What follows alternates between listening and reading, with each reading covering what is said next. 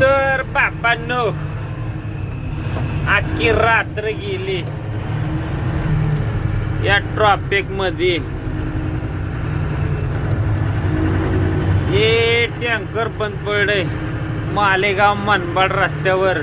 त्या माईला जाकान एका गाडीमुळे अख्खी रात्र गेली. काय तिच्या आईला गाडीवर गडकरी साहेब नुसते म्हणते पैशाला काय कमी नाही पण रस्ता काय होत नाही. पैशाला काय कमी नाही पण रस्ता काय होत नाही. गडकरी साहेब हे रस्ता कधी व्हायचा आहे बरं आहे का.